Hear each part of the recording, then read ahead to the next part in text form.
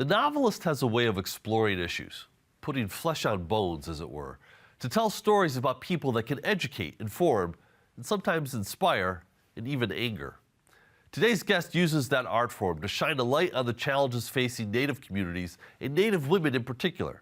She's Vanessa Lillie, this week on Story in the Public Square.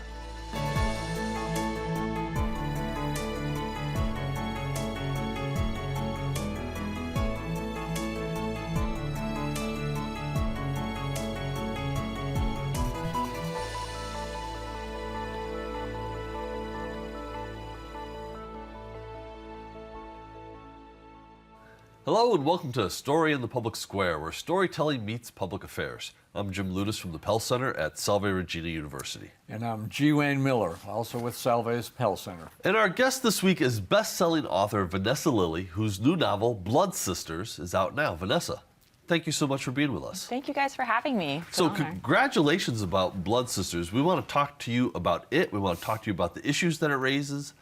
Why don't you give us a quick overview of the book itself, though? Sure. Blood Sisters is about Sid Walker. She's an archaeologist for the Bureau of Indian Affairs, and she lives in Rhode Island, but she's called back to her northeastern Oklahoma hometown after some remains are found and her sister goes missing. And Sid's determined to make sure that her sister is not another missing and murdered Indigenous woman statistic, so she plunges herself into the dark and seedy side of northeastern Oklahoma, which is also where I'm from. I was going to ask you about that. So you revisited your hometown, that part of Oklahoma, in researching and writing this book. Yep. How much has it changed since you were a kid? So that's such a great question, because it's very interesting to return to the place where you were raised, but as an adult. And I have a child, so I was looking at it as a parent. I was looking at it as a writer and a researcher. And northeastern Oklahoma is unique, and for me was kind of the perfect setting for this story because there is a big environmental injustice piece from where I'm from. The mining companies came in the early 1900s, took resources and minerals out of the land and then abandoned it. And it has since become one of the most toxic places in America. And so I grew up with that. In fact, the river next to my house would often run orange when the creeks would flood. It's something that I studied in high school as part of environmental projects, wrote research papers about it in college. So I have followed it through my life, but I hadn't really gone back to think about the kind of human side, and that's what I tried to write about in Blood Sisters. So your Native American heritage influenced this deeply. Tell us about when you decided you wanted to write this novel and bring that part of your personality and your background into a book, because you've written other bestsellers, but not with this type of a theme. Yes, I knew I wanted to write about being Cherokee, but I also wanted to write about it in the right way, in the right context. My two other books are set in Providence, and I felt like to really do my story justice. And the story of Sid Walker, in fact, Walker is my family's last name of the member who was on the Trail of Tears. So it was sort of personal for me, and I wanted to bring our history into it. So I felt like with Blood Sisters, setting it in Oklahoma, that was the right place and the right setting. And you know, particularly so much of Indigenous history in America is about erasure. And I felt like by talking about my real family, our real history, why we are in northeastern Oklahoma, even in a fictional setting, it sort of fought against that kind of erasure. So we're going to get into the Trail of Tears a little bit further into the show, and erasure also. Bring us to the beginning of the novel. You've already mentioned the protagonist, Sid Walker. She's in Rhode Island. She gets called back to Oklahoma, Miami. Miami, very good. Miami. Yes. It's spelled like Miami, but we've been we'll practicing. know. We've been Good. Very important. She's called back there. What happened? Something terrible happened in her background. Right. So she, Sid survived a very violent home invasion crime. And the story actually opens almost like a flashback to that moment when she was 15 years old. She was able to save her sister, but her best friend Luna and Luna's parents were murdered that night.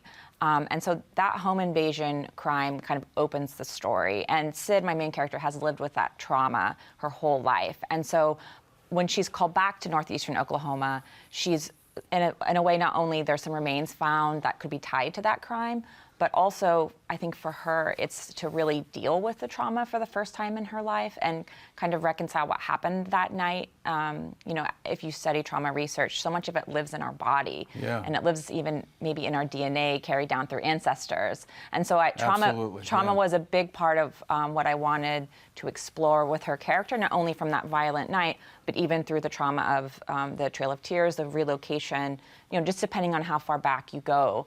And the home invasion piece we were speaking earlier was, you know, based on a real crime that happened in my community, and the family has still not found the remains of those girls. And so it was very personal, but the hope was that by kind of elevating it in that way, that it could, you know, bring awareness to the pretty serious issues. And that scene, by the way, is so gripping.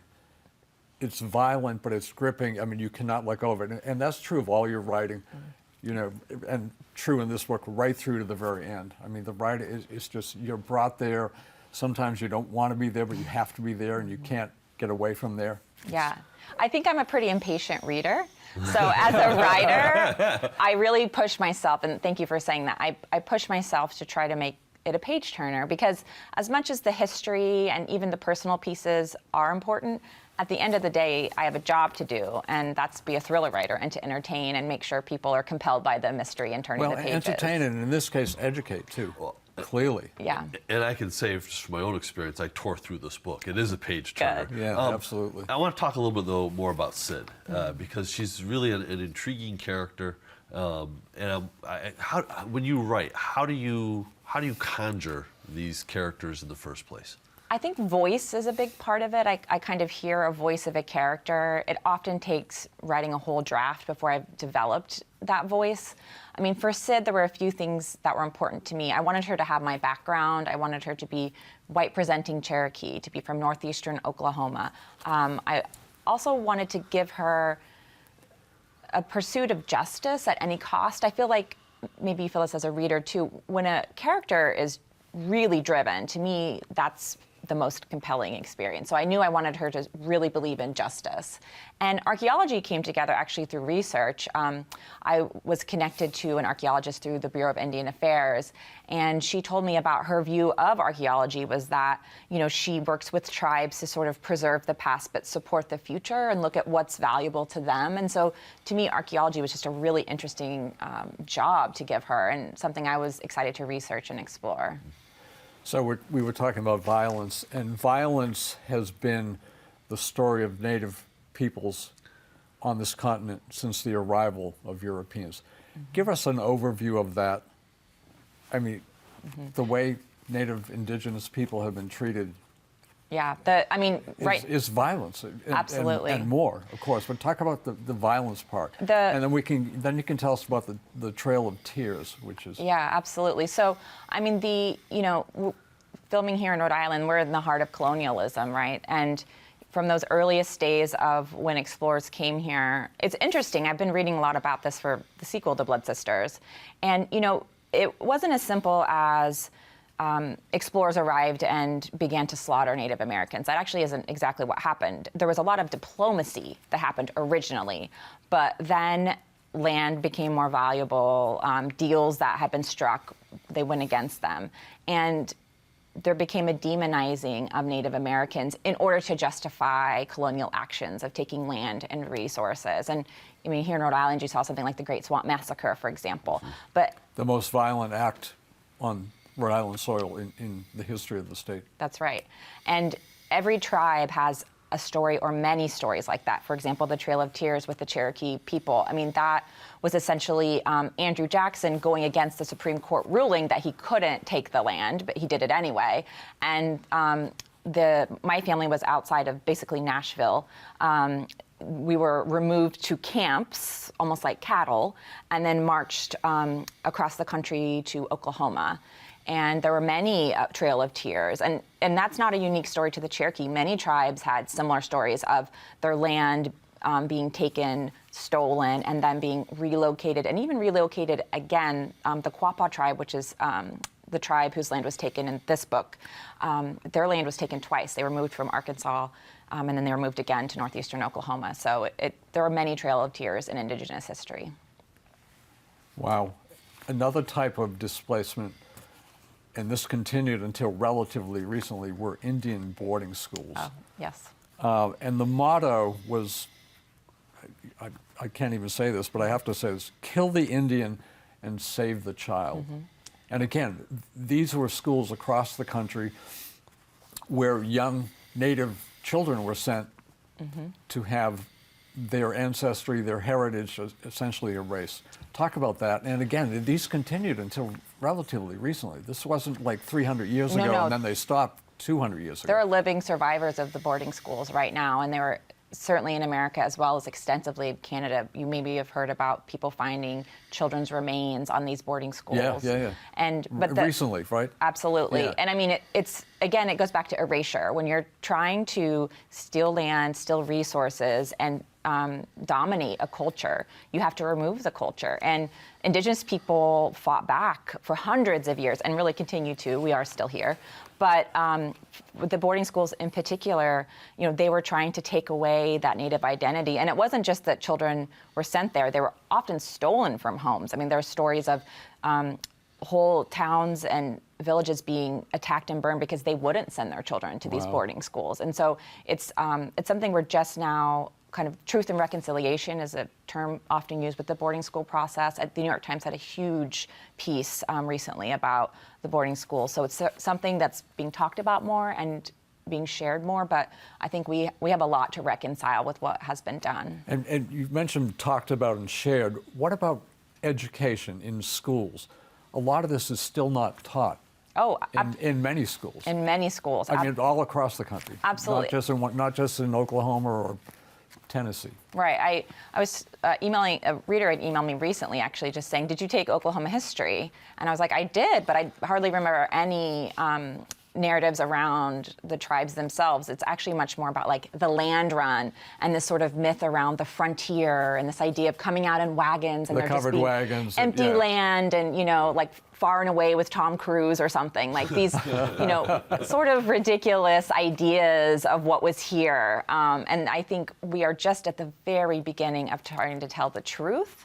And I think that's maybe where some of the healing could come, but it's very early and there's still, all the time I'm getting emails from readers saying, I had no idea about this. I had heard of the Trail of Tears. I didn't know what it meant. And can you recommend other Indigenous authors, which I love too. So we are elevating more voices so we can get the history out there. And this book is part of the cause. So clearly, if you're hearing this reaction from readers. The book shines light as well on some really contemporary challenges facing Native communities as well. Violence directed towards Native women, drug abuse and opioid addiction, among others. Talk us through a little bit about how that reality today. Absolutely. So the Missing and Murdered Indigenous Women movement, we finally started getting a language around it recently, but it's been ongoing. In fact, there's sort of this saying that actually Pocahontas was the first missing and murdered Indigenous woman. She was stolen from her family and forced to go to England. So it's not a news story, but it is a story that we have language around. And thankfully, with social media, when someone does go missing, we're able to share information very quickly. But the Missing and Murdered Indigenous Women, the challenge is that it is so different in so many communities, right? It's not a monolith. It's not just one simple problem you can clearly solve. It's maybe the man camps out in Western America where it's easy to steal women in reservations nearby. But then maybe, it's a challenge on Cape Cod where a woman goes missing near reservation land and who has jurisdiction. So there can often be an FBI, a BIA, local police challenges. So it's a complicated topic, but thankfully we are discussing it more. I mean, something like 85% of Native American women face violence in their lifetime. It's much, much higher statistically. So we're seeing that there's a problem, and I think, through books and social media and movies and things, we're talking about it more. But again, I feel like we're at the very early days of really expressing the dangers and the action that we need to take. The other, I thought, interesting subtext throughout this is the fraught relationship between Native populations and the federal government. So Sid she's an archaeologist for the Bureau of Indian Affairs, which itself has not a great history.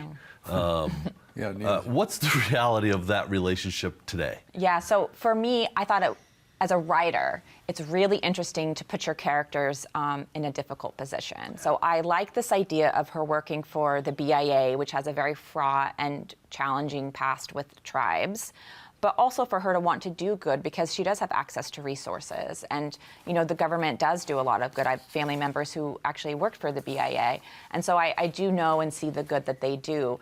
But to this day, there's a lot of distrust in tribal communities for very good reason. And so from a writer perspective, it felt like territory that would be great to read about and also just to create a character with a lot of complexity.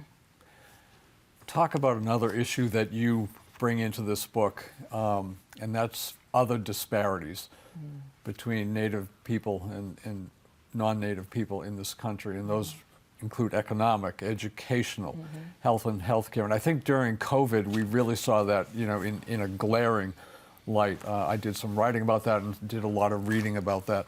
Talk about those disparities too. They persist and they're real and they're deep. And then what might be done about them. That's a whole separate show, I realize. Yeah, but there is this question around what is economic opportunity, right? What is it that helps transform communities? And, you know, it's good school systems, supportive school systems where kids are encouraged to go to college, right? Or encouraged to go to a great trade school. It's having a system in place that is supporting the community kind of rising up. And I think what we often find is that the system itself was built to do the opposite.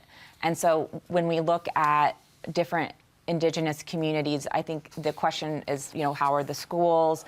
Is there economic opportunity? You know, legislatively, are we supporting them? I mean, I think there's, you know, even in like Rhode Island's history, there's been questions around like the Narragansett Casino, for example, or the smoke shop.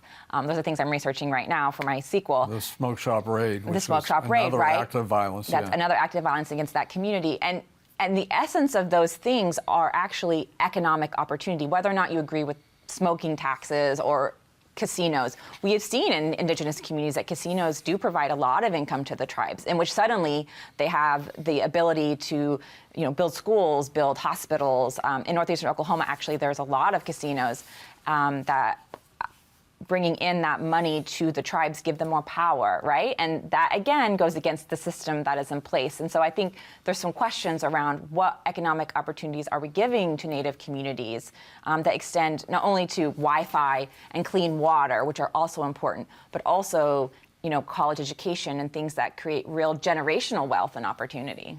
You know, so you know, there's so much going on in this book. But one of the evolutions I thought was sort of the transformation that takes place in Sid about her relationship with her family, but also her relationship with where she's from. And it almost seems that you're extolling the virtues of the small town. Can you talk a little bit about that? Yeah, so I'm from a small town, and I left it when I was 18 to go to college, and I return all the time to where I'm from. My parents still live there. And I think it's difficult to leave any place. In some ways, you create a boundary, whether it's emotional or geographic. And I wanted to create in Sid that kind of a complexity where she needed to leave, but you do feel bittersweet about it. And she had, you know, parents who tried hard and I think did right by her for the most part. But it doesn't mean that it's just perfect.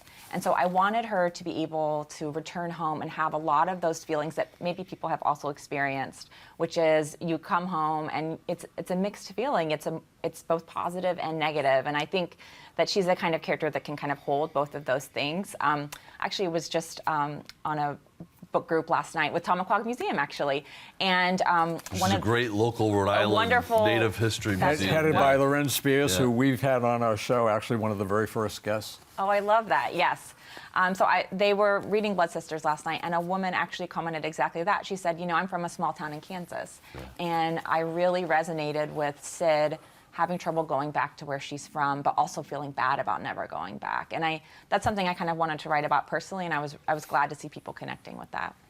So before we began taping, we were talking about my favorite author, Stephen King, and Margaret Atwood actually had an op-ed piece in today's New York Times on the 50th anniversary of the publication of Carrie. Ghosts are big, obviously, in Stephen King's work. And there's a great ghost in Blood Sisters, Ghost Luna. It's almost the alter ego of Sid, but it's not really clear. Talk about Ghost Luna and talk about ghosts in general, because this is not the first book you've had a ghost in. Yeah, I like ghosts as kind of an echo of our subconscious, but I also like ghosts, and I don't know, maybe they're real. And I think in Indigenous history and a lot of our stories, ghosts are a prominent part. Spirituality is much more real and tangible than maybe it is kind of in traditional Western views. So having a ghost in a book to me felt right. And Ghost Luna is really a way for my main character to remember her friend who has passed. The ghost is her friend stuck as a 15-year-old girl, and she revisits her and teases her, and it's also a little humor and lightness in a heavy subject. So I created her as a way for us to maybe get to know Sid a little better, but also to kind of think about, again, how does trauma manifest itself? And so for me, it was this outward representation of the trauma that she really carries with her since it happened. Talk about the title. Near the end of the book, the very end of the book, one of the characters says, quote, "We are blood sisters. That's a bond that lasts a whole lifetime." Blood sisters do not have to be relatives, correct? Talk about blood sisters and why you use that title. I mean, it talks about kinship, friendship, but more as well, I think. Yeah, for me, blood sisters, I mean, I love this idea. You hear blood brothers, right? But for blood sisters, this idea that you cut yourself and you press your fingers together and then you're bonded for all of your life. But even just the term sisters connects to the relationship of the kind of three women at the heart of the story. And then there's also like a Three Sisters garden, which is something often done in Indigenous communities. So sisterhood is a big theme. And so for me, I felt like Blood Sisters was a way to kind of tie all of that together, and that whether by blood or by choice, you can be connected in that kind of a sisterhood. So you write thrillers. I'm sorry. No, go ahead, go ahead. You write thrillers. Yes. I'm curious though. We've had a lot of different writers on, and one of the things that always sort of fascinates me is the use of empathy. And how do you use empathy? I told you that there was a particular scene, we're not going to give anything away, where I got a little misty, right? And I know the scene you mean, and me too. How do you use empathy as an author, particularly in this genre? I think it's so important because, I often hear like, why thrillers? And for me, a thriller is really about social justice. And it's really about probably the most intense moment in a person's life, maybe murder, kidnapped child, something really shocking. And so you see all the structures, all the relationships around them pulled tight. And you see where there is justice and injustice. And I think that does bring in empathy. It brings in sort of the stakes, really, because it's about emotion and it's about stakes and what could happen. And maybe it's worst case scenario, maybe it's best case scenario. And so as a writer, you push it as far as you need to, but it has to always be grounded in the character and their experiences. And to me, emotion is a big part of a thriller. But so in creating a character like Sid or Ghost Luna or any of the other characters that we may come across in the book, are you thinking about, are they likable? Are they going to resonate on some level with the reader, or? That's a great question. Likability is a huge topic, I think, in writing right now, especially around women characters. Like, is the woman likable? Which they don't always ask that about male characters. Like, is Jason Bourne likable? I mean, that kind of thing. But I think for me, I'm much more interested in a character who is compelling. In fact, I mean, Sid is a 30-year-old woman with a lot of trauma, and she makes some questionable choices. So to some, she might not be as likable, but what matters is, do you want to see how the journey continues? Do you want to see how it ends? And so I'm much more interested in making her a compelling character as opposed to likable. And there are times when you need a character who is completely not likable. And Pete, and we won't give more detail on Pete, but he is one of the most vile characters, with good reason, given this book.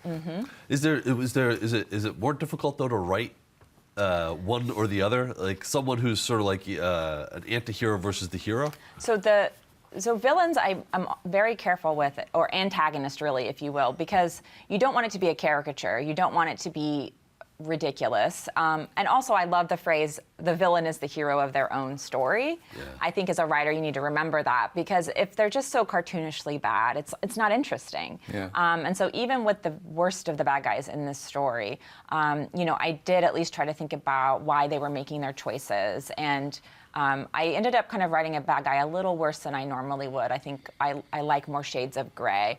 But I think, again, the story is somewhat rooted in a real crime that happened, and the people connected, the bad guys in that story did seem pretty awful to me. So I felt that it was rooted in kind of real life, that there really are bad people like that who do terrible things. So we're almost out of time, but very, very quickly, you were telling us you are working on a sequel Yes. to Blood Sisters. What can you tell us about it? 30 seconds. 30 seconds. So the sequel is set here in Rhode Island, Narragansett land, and I'm trying to write a compelling story that kind of deals with modern colonialism. And I'm researching the history of this land, of the people, but I'm also hopefully tying it into kind of what does it mean in our lives today. And Sid is back, so. Sid is back. That's good. what Sid we is wanted to back. hear. So we'll look forward to reading that. But Vanessa Lillie, thank you so much for being with us. That is all the time we have this week. But if you want to know more about Story in the Public Square, you can find us on social media or visit pellcenter.org. We can always catch up on previous episodes. For G. Wade Miller, I'm Jim Ludis, asking you to join us again next time for more Story in the Public Square.